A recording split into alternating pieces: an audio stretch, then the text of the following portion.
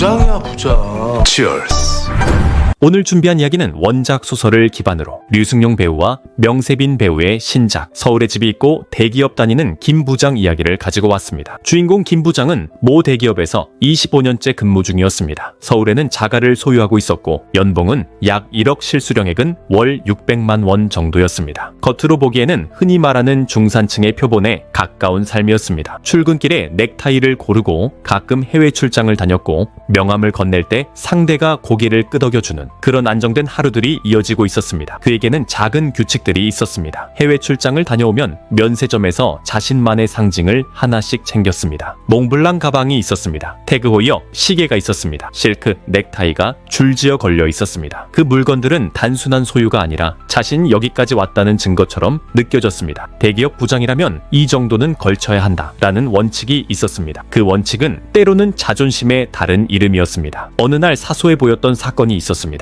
옆팀 최 부장이 들고 있던 가방이 눈에 들어왔습니다. 브랜드를 검색해보니 본인의 것보다 더 비싼 라인이었습니다. 그 순간 김 부장은 작은 바늘로 콕 찔린 듯한 기분을 느꼈습니다. 그의 자존심은 최 부장보다 비싼 것을 해야 했기에 곧바로 그는 백화점으로 향하게 됩니다. 백화점 매장 조명은 반짝거렸습니다. 유리 진열장에 비친 자신의 얼굴이 낯설게 보였습니다. 직원이 다가와 가격을 말했습니다. 300만 원이었습니다. 속으로는 200만 원대는 없나요? 라고 묻고 싶었지만 입은 움직이지 않았습니다. 그는 일시불로 결제했습니다. 사실 3개월로 나누고 싶다는 생각이 잠깐 스쳤지만 그 순간만큼은 자존심이 할부보다 비쌌습니다. 가방을 들고 매장을 나오는 동안 그는 자신에게 이렇게 설명했습니다. 이 정도 투자는 체면 비용이다. 내 역할에는 필요하다고 말이죠. 그날 밤 그는 침대 맡에 가방을 내려놓고 조심스럽게 한 번 더 열어보았습니다. 빛깔이 좋았습니다. 가죽 냄새가 났습니다. 그런데도 마음은 완전히 편안하지 않았습니다. 다음날 아침 텔레비전에서는 집값 급등 뉴스가 쏟아져 나왔습니다. 기자는 화면에 그래프를 띄우고 있었습니다. 김 부장의 집도 작년보다 3억이 올랐다는 데이터를 확인했습니다. 그는 피식 웃었습니다. 집값이 3억이나 올랐는데 300만 원짜리 가방 때문에 마음을 졸였던 내가 우습다고 말이죠. 그 순간 그는 스스로에게 더 후회지지 않는 선택을 했다고 믿고 싶었습니다. 어쩌면 그 웃음에는 착각이 섞여 있었습니다. 자신이 투자 감각이 좋은 사람이라고 생각하고 싶었습니다. 하지만 진실은 달랐습니다. 그 집은 몇 년 전 아내의 결단으로 샀습니다. 당시 김 부장은 곧 폭락한다고 말했습니다. 아내는 지금 아니면 못 산다고 말했습니다. 그리고 실제로 아내가 대출을 받아 계약을 진행했습니다. 계약서에 도장 찍히던 날 그는 선뜻 축하를 하지 못했습니다. 머릿속에서는 금리, 경기 사이클, 뉴스의 헤드라인이 복잡하게 얽혀 있었습니다. 그럼에도 아내는 말했습니다. 당신이 열심히 일해줬기 때문에 가능했어요. 그 말은 그의 체면을 세워주었습니다. 그 말은 동시에 집의 실제 주인공이 누구였는지 조용히 알려주고 있었습니다. 다음날 회사에서는 작은 파동이 있었습니다. 손 과장이 반차를 쓰겠다고 말했습니다. 회사에는 이유를 묻지 않는 문화가 있었습니다. 그러나 김 부장은 궁금증을 참지 못했습니다. 그는 이유를 물었습니다. 손 과장은 오후에 부동산 계약이 있다고 답했습니다. 김 부장은 약간 웃었습니다. 부동산이라면 나도 좀 안다라는 마음이었습니다. 그는 덧붙여 말했습니다. 궁금한 거 있으면 나한테 물어봐. 하지만 손 과장은 담담히 괜찮다고만 답했습니다. 그 미소에는 자신감이 얹혀 있었습니다. 김 부장은 그 미묘한 표정의 뜻을 오래 곱씹었습니다. 그 무렵 퇴근 후 그는 골프 연습장에 들렀습니다. 새 가방을 들고 있었습니다. 최 부장은 낡은 골프 가방을 들고 먼저 자리를 떴습니다. 김 부장은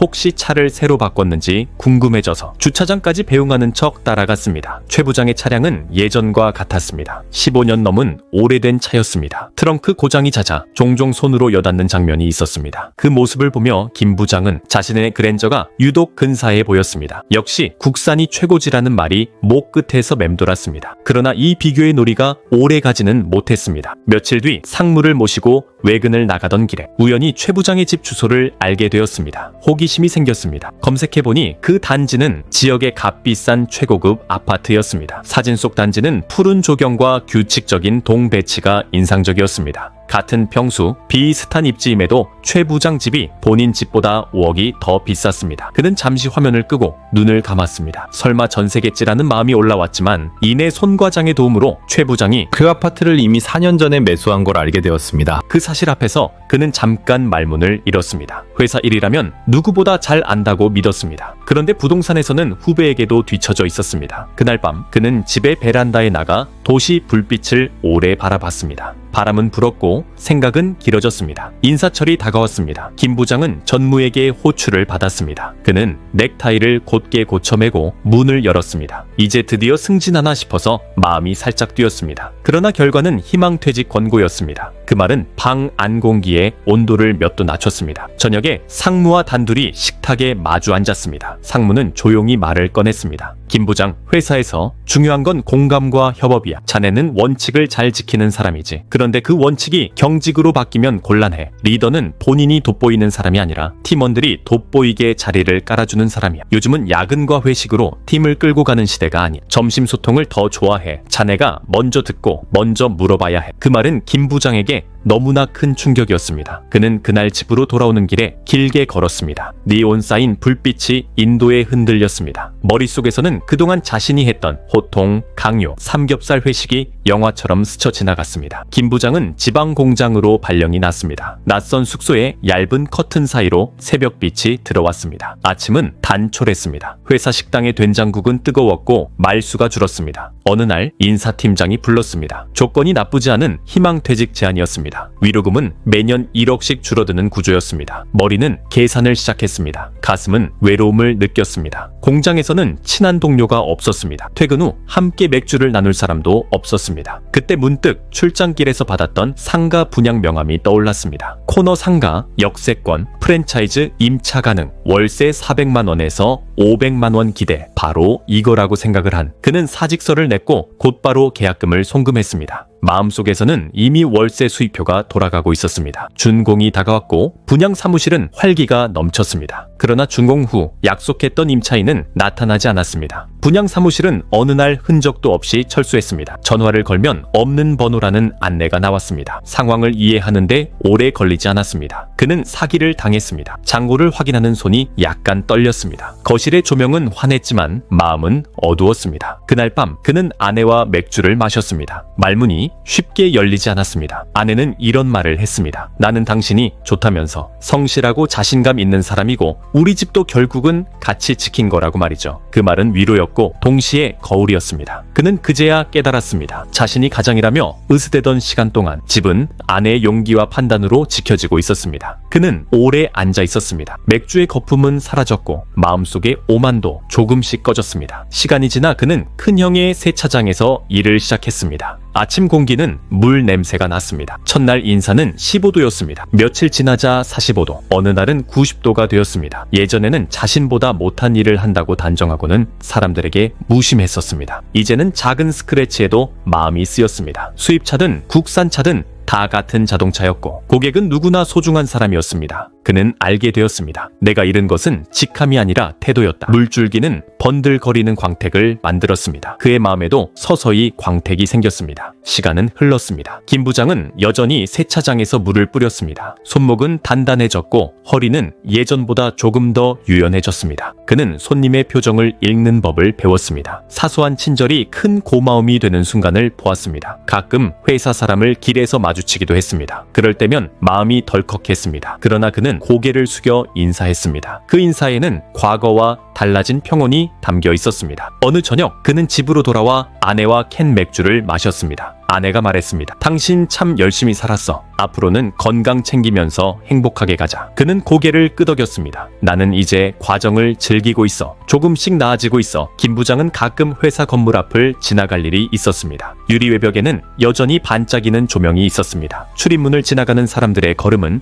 빠르고 부지런했습니다. 그는 그 모습을 잠시 보다가 다시 길을 건넜습니다. 마음은 의외로 편안했습니다. 그는 이제 자신이 무엇을 잃었는지 무엇을 얻었는지 알 것 같았습니다. 잃은 것은 직함과 명함의 두께였습니다. 얻은 것은 태도 겸손 그리고 사람이었습니다. 세차장 스피커에서 흘러나오는 라디오 DJ의 목소리가 그날따라 유난히 반가웠습니다. 이 이야기의 끝은 화려한 역정극이 아니었습니다. 주식 대박이나 로또 같은 장면도 없었습니다. 대신 조용한 변화들이 있었습니다. 회식 대신 대화, 보고서 대신 결과, 오만 대신 공감 같은 것들이었습니다. 자존심으로 샀던 가방은 이제 옷장 깊숙이 들어가 있었습니다. 그래도 가끔은 꺼내 보았습니다. 완전히 나쁜 기억만은 아니었습니다. 그때의 자신이 있었기에 지금의 자신이 있었습니다. 그는 가방을 다시 감싸고 옷장 문을 닫았습니다. 밤에 창문을 열면 도시의 바람이 들어왔습니다. 자동차 소리가 멀리서 잔잔하게 들렸습니다. 그는 눈을 감고 상상했습니다. 이어지는 길을, 끝나는 길이 아니라 결국 어딘가로 연결될 수밖에 없는 길을, 그는 그 길을 천천히 걷고 있다고 느꼈습니다. 속도는 예전보다 느렸습니다. 그러나 방향은 분명했습니다. 마지막으로 이 이야기는 한 사람의 추락이 아니었습니다. 비교와 불안, 선택과 책임, 자존심과 태도에 대한 이야기였습니다. 누구나 어느 날 최 부장의 가방을 보게 됩니다. 누구나 어느 날 분양 명함을 받게 됩니다. 누구나 어느 날 상무의 말을 듣게 됩니다. 그때 어떤 선택을 하느냐가 우리의 다음 장을 만듭니다. 김 부장은 멈췄고 돌아봤고 다시 걸었습니다. 그래서 이 이야기는 실패담이 아니라 성찰담이었습니다. 그리고 성찰은 언제나 이어지는 길을 가리켰습니다. 사실 지극히 평범한 사람들의 이야기라서 드라마는 많은 공감을 하실 내용이라고 생각이 됩니다. 지금도 어디에선 있을 법한 김 부장의 이야기는 곧 드라마로 만나보실 수 있습니다. 오늘 준비한 이야기는 여기까지입니다. 시청해주셔서 감사합니다.